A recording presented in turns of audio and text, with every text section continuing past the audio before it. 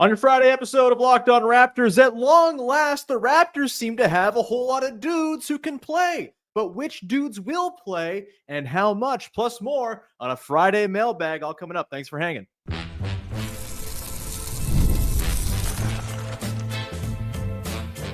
You are Locked On Raptors, your daily Toronto Raptors podcast, part of the Locked On Podcast Network, your team every day. Hey, what's going on? And welcome to another episode of Locked On Raptors, part of the Locked On Podcast Network, your team every day. It is Friday, August the 15th, and I am your host, Sean Woodley. I've been covering the Toronto Raptors now for 11 seasons on various platforms. You can find all my work over on Blue Sky. You can find the show on Instagram, and you can join us in the Locked On Raptors Discord server. Come be part of our listener community. Really important on days like today where I'm taking your questions straight from the Discord mailbag chat. So please join. It's a great place to come interact with me. I'm in there far too much, so come hang out with your beautiful, handsome host and all of the little freaks who like to hang out in there as well. Today's show is brought to you by friends over at Monarch Money. Take control of your finances with Monarch Money. Use code LOCKEDONNBA at monarchmoney.com for 50% off your first year. And we're off and running here to close out your week with a mailbag. And we got some banger questions today. I'm very excited to dive on in. We're going to talk about minutes distribution. Play the 240-minute game that you play when you're doing the sliders in NBA 2K, when you don't want to have to do subs all on your own.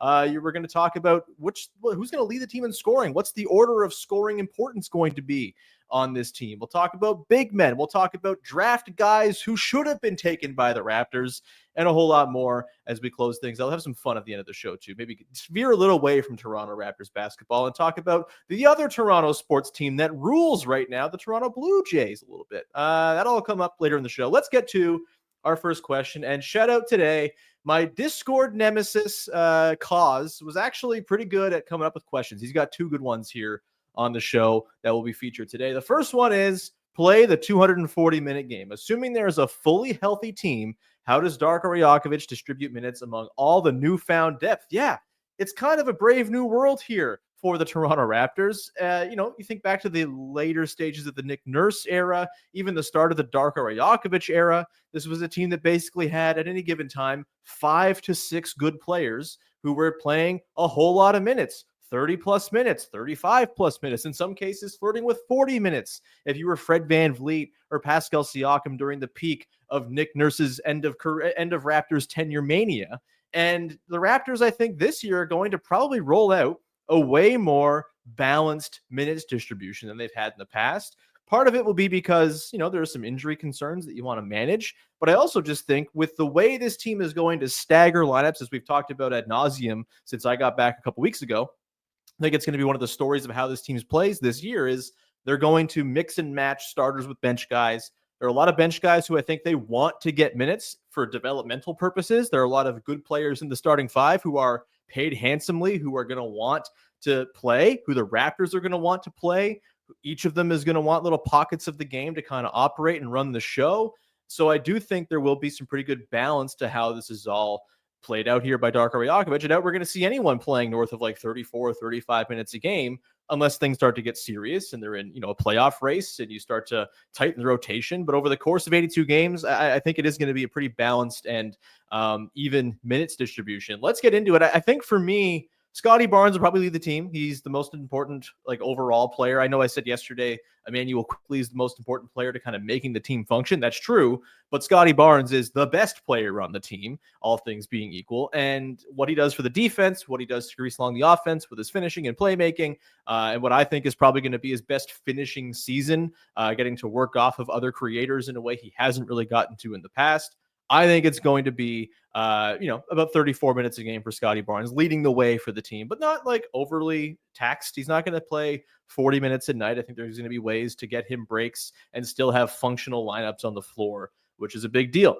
Number two, I have Emmanuel Quickley at 33 minutes a game, and I have gamed this all out. I have exactly 240 minutes spoken for here. I have Quickley at 33 minutes. He's the only real point guard on the team. He's just going to have to play a lot of minutes. And I think, we'll probably see him really, I think, ratcheted up after last year. He played 28 minutes a game. His minutes were kind of suppressed just because of the injuries. He left a lot of games early, in some cases extremely early. And he also, again, by the end of the season was kind of, okay, the team is threatening winning in the last quarter of the game. Let's sit everybody down and make sure no one plays more than 25 minutes a night. That's going to be not a thing, I think, for the Raptors this year. I think the sort of guardrails will be taken off, and we'll see Emmanuel quickly play a full complement of 33 minutes a night. Then I have Brandon Ingram at 30. You might think, wow, he's making $40 million a year. Shouldn't they play him more? I think they're just going to be careful with him and not overdo it, right? There will be games, surely, where he plays a lot. If he's cooking, if he's carrying the offense, sure, he's going to probably play into the mid-30s at times. And when things get really serious in the postseason, if they get there, he'll play heavy minutes, no doubt. But I think they'll play the long game with him this year and just not overburden him. 30 feels like a right sweet spot, especially considering like we're already running out of minutes to sort of distribute between these guys. And I'm realizing now I forgot a guy who probably will also get minutes that I got to find a way to squeeze in here too. One of them good problems. Next, I have RJ Barrett at 28 minutes a game. I could see this being lower. I could see this being as low as like 26. I think he's probably going to start from day one, but I also think he's going to be a guy who is like a quick early sub out, runs with the second unit, and probably doesn't close every game for the Raptors. I think he'll be used similarly as, say, Jakob Poeltl was back when he first was acquired by the Raptors, where he didn't close every game just because the fit was kind of weird, and they had different lineups that worked a little bit better in sort of the matchup, in matchup time and crunch time, etc. I think that's going to be the case for Barrett. I don't think he's going to close most games. The defense is just that big a problem for him, unless he makes some serious strides on that end, which, I'll believe it when I see it on the defensive end for him, when I see it for more than 2 weeks after getting called out by Scotty Barnes like we did last year until it kind of went back to normal. I'd say maybe I'll pot it down a little bit to 26 for RJ Barrett, meaning I have a couple minutes to play with elsewhere. Jakob Poeltl, I have at 28 minutes. I think he's probably not going to play quite as much as he did last year because I do think they have some small ball looks that'll be pretty fun to get to. Colin Murray-Boyles, Scotty Barnes, even Jonathan Mobo, Mamu, like they're going to have different ways to fill in the center position. He's still going to play a lot, though. I think he will close a lot of games. I think he might just play a little bit less in the chunky, meaty parts of the games as they try to get in some fun transitional lineups that are a little smaller. Then we get into the bench, and the bench is really hard to figure out here. I think Grady Dick will be a leader in minutes off the bench just because his shooting is so important. I'd say 24 minutes a game for Grady Dick. Maybe that's a little high, but I think he's going to play a ton with the starters. Going to play a lot with Scotty and Ingram and Poeltl.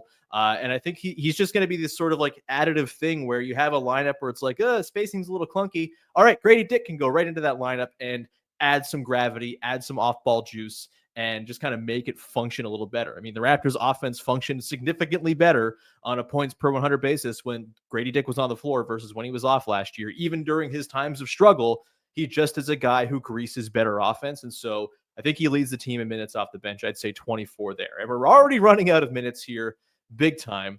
Then we get into Ochai Agbaji, Jakob Poeltl, Colin Murray-Boyles, and probably Jamal Shead as the next 4 guys off the bench. I do wonder how much Shead is actually going to end up playing this year. I think he could maybe get squeezed if he's not hitting his threes. I love Jamal Shead. I think he's very cool. He's obviously a big part of their high pickup point, nasty, point of attack defense thing they really like to do. But if the shooting's not there, which, there were some signs last year, a little bit, some mechanical fixes that I wrote about and talked about last season throughout the year, if can that sustain? If it can, great, he will play. And then this changes this minutes distribution for sure. But I do think he right now looks like he might be the odd man out, as maybe they just look to have Ingram or Barrett kind of run the second unit. Maybe Scotty sometimes run the second unit with some spacing around them as opposed to just throwing Shead out there. It's just kind of how, when I put this together, Shead did kind of feel hard to kind of squeeze in here. But Ochai Agbaji, I think, probably leads this crew in minutes. I have him at 20 minutes a game. That might be a little high. Maybe I'll pot that down to about 18 as well. So I have 4 minutes to play with now. I think Jakob Poeltl probably comes in right at around 18 minutes a game as well. I think that he's got some upward mobility for sure if he shows some of the two-way potential that he's flashed at times. I think the offense right now is a little behind the defense, but if he can, get the shots to fall, if he can work on the rim finishing, the strength, finishing around the cup, getting back to the line like he did so well in college, then I think there's a chance he could maybe climb up and be like 7th on the team in minutes, even 6th on the team in minutes if he's really outperforming Grady Dick. But right now I'll say 18 minutes a game for him as well. And again, I only have like 4 minutes left over after I talk about these next 2 dudes. I have Colin Murray-Boyles at 15 minutes. Maybe that's high. I might pot him down to 12, which gives me now 7 spare minutes to play with. And so I'm going to, I'll say Jamal Shed comes in behind Colin Murray-Boyles at like 9 minutes a game. That feels low, but again, and look, this is all going to get warped when there's injuries and guys fill in and play longer minutes. I'm just playing the 240-minute game right now. But with Jamal Shed getting 9 and Colin Murray-Boyles at 12, that leaves 8 minutes left over for Jamison Battle, Mamu, Jonathan Mobo. I think we'll probably only see one of those guys on a given night in all likelihood. Maybe you throw Shed into that group of guys who share those 8 to 10 minutes at the very back of the roster. Again, they're not going to have a healthy full roster for every single game. So all of this will get certainly warped, but that's kind of how I'm envisioning it right now. If you're kind of power ranking the roster in terms of who is going to play, that feels like the last 4: Shed, Battle, Mamu, Mobo. Maybe Shed a smidge ahead of those guys. But again, Mamu brings shooting to the table. That's important. Battle brings shooting to the table. That's important. Maybe those guys find a way in. Maybe Colin Murray-Boyles doesn't play as much as you think he will. He's a rookie after all. There will probably be ups and downs in terms of his ability to play and soak up minutes. But yeah, that's kind of how I'd handicap it right now. Again, one of them good problems. Oh, there's too many guys who are deserving of 18-ish minutes a game. Great. That's awesome. Fantastic. It'll sort itself out. These things always do. Injuries are a thing. Cold spells are a thing. Guys will play themselves in and out of the rotation. But that's my look at it. If they had a fully healthy roster, how the minutes would be broken up right now if I were doing the 2K thing and making the minutes distribution across the full game. We'll come back on the other side. We got some more questions, including another good one from Kaz. We've got one about the schedule. Yeah, the schedule's out. Do I care? Not really. We'll get into that and a few other things as we continue your mailbag show here on Friday. Today's show is brought to you by friends over at Monarch Money. Most people can't name all their financial accounts or even what they're worth. I'm certainly one of these people. I am not like the best at my finances. I'm okay. I'm not like a total dolt when it comes to like knowing where my money is and stuff like that, but it's not like my favorite thing. I don't like doing admin is the thing. And so you've got your mortgage account, your savings account, your TFSA, your, I got savings now going for the kid for college someday. Like it is a lot to juggle, and Monarch Money is there. It's an all-in-one personal finance tool that brings your entire financial life together in one clean, easy-to-use interface on your laptop or on your phone. Monarch does the heavy lifting for you. You can link all your accounts in minutes, see clear data visuals, get smart categorization of your spending, and finally feel in control of your money without ever touching a spreadsheet. Again, as someone who hates admin and tries to avoid it at all costs every moment of my day, this sounds fantastic. A place where all of my accounts are in one place. Don't got to remember a bazillion different passwords. So just go check on what this account has at the moment. It's a great thing. Go check it out. Don't let financial opportunities slip through the cracks. Use Locked In NBA, the code Locked In NBA at monarchmoney.com in your browser for half off your first year. That's 50% off your first year at monarchmoney.com with the code Locked On NBA. Back at it here on a mailbag edition of the podcast on a Friday. And just looking ahead to next week, we will have one of the folks from the new Locked In NBA draft with No Ceilings podcast. The No Ceilings guys have taken over that feed, and they're great. And looking forward to having one of them on next week to talk about Colin Murray-Boyles, maybe some Elijah Martin, some other drafty stuff. And maybe we'll even get into the doomsday scenario of things go to hell once again, and the Raptors are picking high. Will there be any silver linings going into what seems like a pretty loaded class at the top next year? Maybe not so good after the top few. Either way, we'll talk some draft next week, among other things. Of course, Big V will be along. We'll get Katie Heinel back on the show as we continue to breeze through the summer. This one comes from Loquacious Drew. It's the newsy thing of the day, so I figured I'd get it in, even though it's not something I much care about. Loquacious Drew asks, how are you feeling about the Raptors' schedule? I feel nothing about the Raptors' schedule. I think caring about the schedule drop. Maybe this is bad to say in the business that I'm in, where I'm trying to have content throughout a year, but I don't care about which order the team plays all the teams they play every single year in, really. Last year was an extreme example because they played all of the good teams in the first 50 games and then all of the wretched teams in the last 30 games, and that like had a clear effect on shaping how the season transpired. Sure, that mattered. Looking at the schedule this year, doesn't seem to be any glaring sort of outlier in terms of how they start versus how they finish. It seems pretty balanced. So cool. Yeah, they'll play games in a prescribed order as they do every single year. We'll talk about the NBA Cup matchups when that gets a little bit closer because that's always fun. But yeah, I am I can't muster up good, strong schedule takes. And I'm sorry if you came here for that today. They play games in a prescribed order, in a random order against the same 29 other teams that are in the NBA, as has been the case as long as the NBA has existed. That is how I feel about the schedule. Next one here from Bashara6209. Why do the Raptors crater the moment Jakob Poeltl is gone for any extended period of time? And is there any way Mamu can fill that void? Is it feasible for the Raptors to trade away some of their depth at shooting guard for another defensive anchor big? So kind of two questions here. I mean, the reason they've fallen apart without Jakob Poeltl the last couple of years is they've had zero insulation behind him. Yes, they've had Scotty Barnes, who I maintain is going to play a lot of backup five this year. But like starting him at the five, not great, especially when you're like the Raptors of the last few years where you've been very thin in terms of guys who can carry heavy minutes loads. You can't just go put Scotty at the five and not have that have a cascading effect on how you deploy the rest of your lineups over the course of full games. And look, I don't think they are rich in like long-term replacements if Jakob Poeltl goes down. Certainly, it's going to be a bit of a hodgepodge if that happens. Mamu, yeah, sure, he can fill in and be an offensive spark plug. He's also 6'9" and a bad defensive player. So I'm not terribly hopeful that he could be the long-term starter. Jonathan Mobo, I think there's been flashes here and there of vertical lob finishing, and the defensive switchability is a real thing with him. The playmaking, the short roll stuff, I think there's something there, but he's maybe not quite ready for full-time backup center duty if he ever is going to be ready for that. He's also quite undersized, and it's tough to play 15, 20 games in a row in that configuration. Colin Murray-Boyle, Scotty Barnes, I think will be capable of filling in that spot. Yeah, when you look at the roster, and I just went through the depth of it, like there is certainly a log jam at the two-guard spot, and there is seemingly an opportunity here to find some kind of trade. The one I look at is Ochai Agbaji, right? If you can find like a like-for-like swap where you can trade him to a team for a big man, that sounds great to me.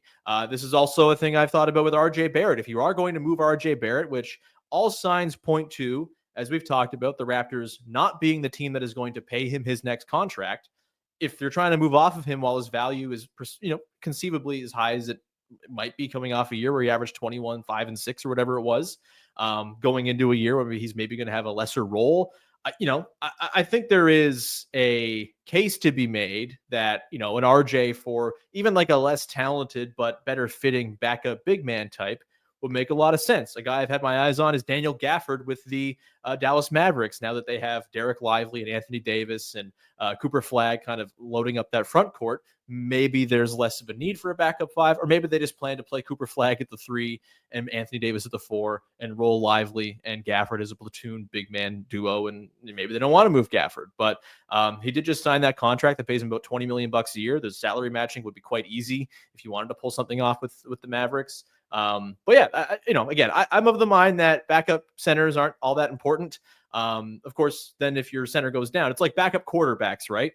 If you have a good backup quarterback, it doesn't actually matter if you have a good starting quarterback unless that guy gets hurt. But even then, if that guy gets hurt, your backup quarterback is probably not replacing that guy anyway, no matter who you have in that spot. And so you're kind of just screwed, and you just got to take your lumps as they come. I think that might be kind of the case here with the Raptors and Jakob Poeltl. Like a lot of teams are screwed if their center goes down. If Nikola Jokic goes down, the Nuggets are screwed. All respect to Jonas Valanciunas. Even if like the Detroit Pistons lose Jalen Duren for a little bit, they're in some trouble. If we've seen with Joel Embiid and the Sixers, none of these guys are as good. Jakob Poeltl's not as good as any of these guys, of course, but similar idea. The drop off from starting center to backup center is not a problem exclusive to the Toronto Raptors. This is a league-wide thing. Backup centers are not very good. They're sort of replaceable. You can find them on the scrap heap. And I think that's probably what they do if there was a long-term injury to Jakob Poeltl. But hopefully he plays like 70 games, and we're not so worried about this. And one more here before we hit a quick break. This one comes from Barney Bass, kind of going back to our original question about the minutes distribution. The question is, who are your top 7 scorers this year, and how many points per game will they average for the season? Look, I'm not going to get into the exact point totals because it gets all wonky because guys miss games and the total number of points they score fluctuates up and down based on who's in the lineup and who is not. it's just tough to make that math all work in my head without exploding my brain. And so I'll just go sort of off the cuff how I think the point scoring order is going to go. Again, I think it's going to be pretty balanced. I don't see anyone being like a 26 a game scorer on this team by any means. I think Brandon Ingram probably leads in the team in scoring in like the low 20s, maybe like 22, 23. Then I think Emmanuel Quickly, I'd probably put at number 2, though I could hear an argument for Scotty Barnes for sure. I think the argument for Quickly is he takes a lot of threes. Threes are worth more than 2. He's going to have pretty high volume. He's going to work off the ball quite a bit, get a lot of open looks that he maybe wasn't getting as a primarily on-ball guy last year. And I think his scoring could actually increase as a result. Maybe his assists go down, but, on like a per 36-minute basis. But I think the scoring might go up for him. And so I'll go Quickly number 2. Barnes number 3. But again, the argument for Barnes is, he's freed up to play finish more often. He has been a pretty good finisher around the rim in his career, and he might just get a lot of easy garbage buckets around the bucket. And maybe that just helps him ratchet up some good totals. He probably gets to the line more often than Quickly does as well. So I think those two guys are very much a toss up for 2 and 3. It's going to be a fun question when we do our over-unders and props contest, I think, going into this coming season. Number 4, I'd say RJ Barrett. I think it's going to be kind of a surprising drop off to some people for him on a per game basis. Like, I don't see him averaging 21 a game again, 22 a game. Like, I think it's going to be that he is very much like the 4th option with the starters. And maybe he, racks up some scoring with the bench units, but I think his minutes are going to be down a little bit compared to where they've been. And so I think he's probably going to come in around like 15 or 16 a game, but I think that can be a good thing. I think that can be like RJ Barrett streamlining his role once again, like he did after the trade in 23-24. And the looks he'll get will just be higher quality. He's going to have more room going to the rim than he had last year, where he was just seeing walls of help every single time he drove because there was no space around him in the times where he had the ball in his hands a lot. And I think if he's playing with the second unit as well, I think we could see his assists go up a little bit and maybe the actual shot usage go down, just as he maybe gets some chances to run pick and roll with the second unit. And so, yeah, I'll say he's at 4th at like 15 or 16 a game. Jakob Poeltl probably comes in 5th, although I was tempted to go Grady Dick here because I do think he's just going to come in off the bench and let it rip. Poeltl, I just think he's just so reliably going to give you 11 or 12 points a game. Dick scored more than that last year for sure. I think he was at 14 a game last season. So actually, no, I'll go Grady Dick 5th because I think he will pour it in off the bench. And I think Poeltl, his scoring probably goes down a little bit, but his overall impact will be very high. Maybe his assists go up a little bit. I think his rebounding will continue to be very, consistent. He's going to be a double-ish guy.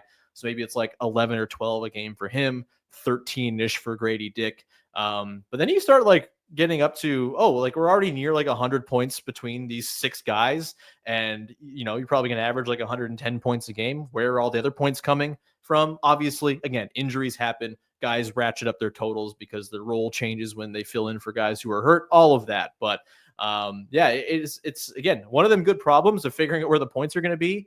Could totally see this being a team where like no one averages more than 20 a game too. It could just be a very flat, maybe people will look at that and say, oh, you're paying all this money for guys who aren't scoring 20 points. But I think it'll probably indicate a pretty healthy offensive environment if it's that balanced and everyone's kind of eating. But yeah, I think that's Grady Dick 5th, Poeltl 6th, Jakob Poeltl 7th is kind of where I'd go, and a soft guess. But yeah, maybe Ochai Agbaji there. I think Walter just kind of has a little bit more sort of quick microwave scoring ability if it all hits. So yeah, that's where I'd go for the top 7 scorers on the team. Don't feel great about it. I think there could be all kinds of room for maneuverability within that top 7. We'll come back on the other side. Got a few more mailbag questions to go through, including one really fun basketball-related one and a couple that are not at all basketball-related to close out your week on a fun, silly note. We'll do that coming up in just one sec.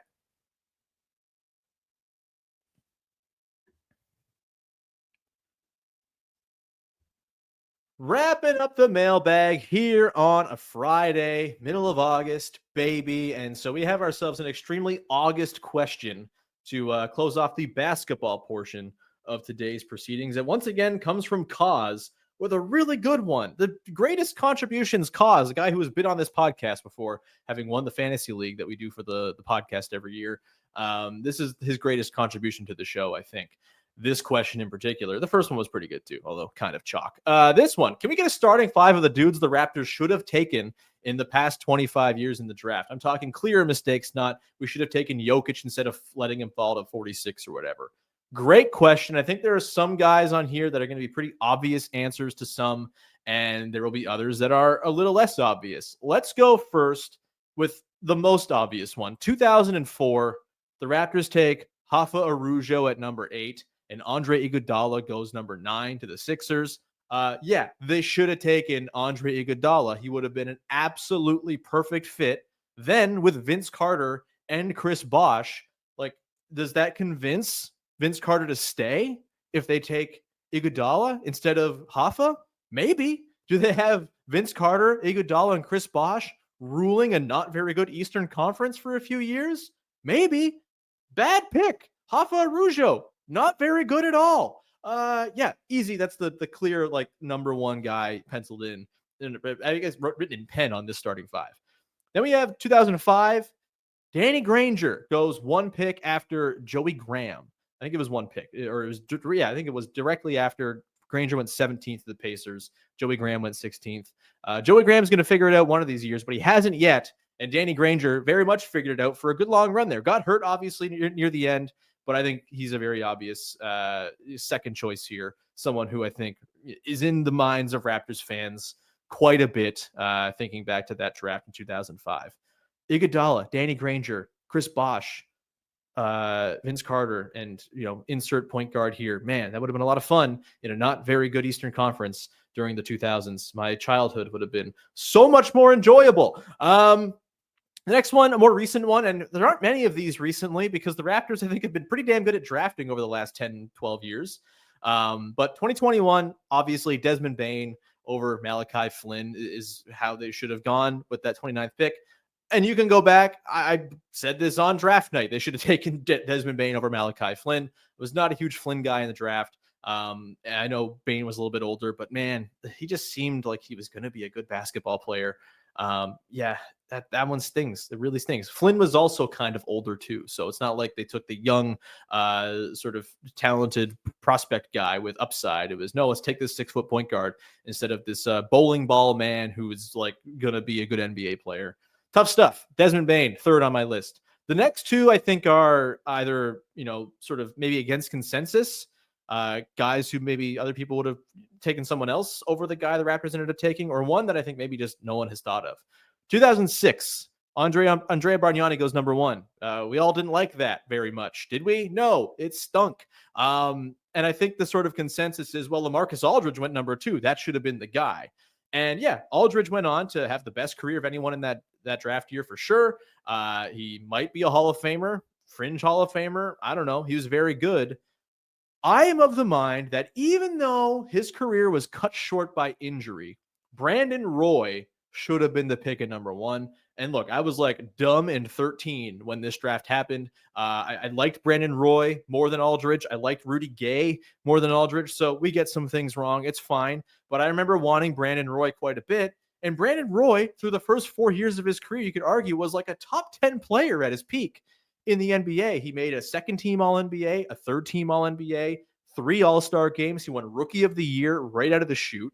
Like, you put Brandon Roy in that 06-07 Raptors team in place of some of the guys who were playing minutes on that team, boy, oh boy, things get real interesting. You put him on the team with Jermaine O'Neal. Maybe they don't trade for Jermaine O'Neal because they just have Brandon Roy and he's a good co-star for Chris Bosh. Put him on those teams with TJ Ford and Jose Calderon, Chris Bosh. I think there was late stage Rashid Nesterovic in there. Like, those are some fun teams. And Roy was the kind of guy who fit on every team in the league. Do they keep Chris Bosh if Brandon Roy is a Toronto Raptor? I'm saying maybe. Obviously, after Bosh left that final year, 09-10, that was Roy's final season of being effective in the NBA. The injuries caught up to him and he never made it back to those heights. But man, Brandon Roy was awesome. A top 10 player in the league at one point. And I think even like just for the 4 years there, he would have been preferable to the eons that it seemed like Andrea Bargnani hung around. That said, they traded Bargnani for Jakob Poeltl and ended up trading Jakob Poeltl plus some stuff for Kawhi Leonard. So it all worked out in the end. But Brandon Roy, to me, very clearly fourth in this starting five. And then lastly, 2001, going with a bit of a deep cut here. Michael Bradley goes 17th overall to the Raptors in 2001. 2 picks later, Zach Randolph gets picked, I believe, by the Knicks. Yeah, I think it was the 2000. Yeah, it was the Knicks because, yeah, that's how he started off his career. Didn't go so hot. And then he ended up being awesome later. No, sorry, it was the Portland Trailblazers. He went to the Knicks after that. It was the Blazers, of course. Zach Randolph to the Blazers at 19. Yeah, that's a tough one. Zach Randolph rules. I would have loved to have seen Zach Randolph play on those teams with Vince Carter and Alvin Williams and Mo Pete and Antonio Davis. And Antonio Davis, Zach Randolph front court would have been a ton of fun. Obviously Randolph took a long time to kind of sort himself out in his career. Didn't become the player he really turned into until he got to Memphis, where he was just one of my absolute favorites of all time. But Michael Bradley played 93 games for the Raptors and averaged 3.8 points a game. I would have preferred even a volatile and not quite fully realized Zach Randolph to him for sure. So, yeah, that's rounding out the starting five of should have been Raptors. Brandon Roy, Andre Iguodala, Danny Granger, Desmond Bane, Zach Randolph. Let's get to a couple of non-basketball questions to close out the show on a fun note. This one also comes from Loquacious Drew. Do tomatoes belong on warm or hot sandwiches? If it's a BLT, yes. If it's basically any other sandwich, and I'm going to even say cold sandwiches, get the tomato out of here. What if this is wet, floppy bomb? If it's tomato season and you're making a tomato-centric sandwich, a tomato and toasted tomato with cheese and mayo, okay, we can get by there because it's the crux of the sandwich. But if you're going like, let's slap some tomato on this otherwise perfectly cromulent turkey sandwich, I think you're ruining it. BLT, fine. Again, it's part of the sort of core of what the sandwich is, the core craftsmanship behind the sandwich, fine. But yeah, get tomatoes off the hot sandwich for sure. Like this wet, kind of flavorless disc within a hot sandwich. No, you're just going to add some more moisture it probably doesn't need. And then on a cold sandwich, sometimes I'll get it. If I go to like Jersey Mike's or something, I'll get some tomato on it just because that's how it comes. And I'm not trying to make a stink and be like, can you take the tomato off, please? Mike's way, but without the tomato. I'm not doing that. But I am like asking, at times if I'm like a Subway or something like that, like if you're going to put tomato on, make it like 2 small slices just for like that extra like nutritional value, if anything else. That's what I'm doing it for.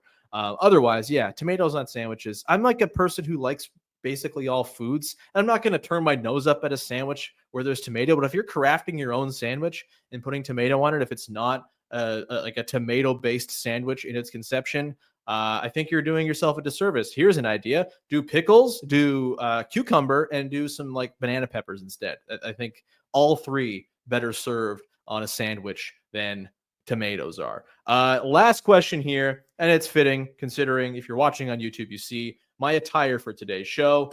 Matt T asks, hey, Sean, what are your thoughts on this year's Blue Jays? They rule. I love it. I'm having the time of my damn life. Had a kid, and when you have a kid, you spend a lot of time, especially when it's 5,000 degrees outside every day. You spend a lot of time sitting indoors, watching TV, hanging out with the kid. And boy, oh boy, have I been watching a lot of baseball throughout this time with the newborn. And it's the best. I could not thank the team enough for being awesome during this stretch. We're coming, of course, yesterday off of Vladimir Guerrero Jr.'s big late home run against the Cubs in a big game where Max Scherzer totally pushed. It's tons of fun. We love the Blue Jays. Go check out Locked On Blue Jays, by the way, as they're covering it wonderfully over there. And it's the time of our lives, man. It's like, I'm a Raptors fan, obviously. Love the Raptors. The championship is one of the dearest moments in my entire sports life, obviously. But no team has been further embedded into my brain as a sports fan since I was very young than the Toronto Blue Jays. My mother went into labor with me while at the first Blue Jays championship parade. It's just kind of like in my DNA. My first birthday party, the home video of it is the first half, me being all cute, opening presents and stuff. And the second half is my entire family getting absolutely corked watching Joe Carter hit the home run to win the World Series in '93. Awesome stuff. Yeah, I'm a Jays fan through and through. And when they're good, there's nothing better. And yeah, jump on, man. It's a ton of fun. Great bandwagon sport. If you're getting in at the back end of the season, all comers welcome. And hey, the Raptors haven't been so good. So it's like especially nice to have this balm of a really good Toronto sports team keeping us going through the summer. And it'll bring us right into, ideally, the World Series ends like the week the season starts. So here's hoping, knock on wood, that we just have like a through line of fun Toronto sports with no lag time over the next few months here. We love it. We're going to leave it there. Thank you so much for rocking with the show. As always, we'll be back again next week, probably Tuesday, to continue our summer where we play stupid little games and we talk about, hypotheticals, and we do mailbags and we talk about draft stuff and all that good stuff. Appreciate everyone for rocking with the show throughout the summer. We'll be back again very soon. Have a wonderful weekend and join the Discord. Link in the description of the podcast. Especially good if you want to get mailbag questions in. Do that up. And yeah, have a great weekend. Talk to you soon. Bye-bye. And I stink.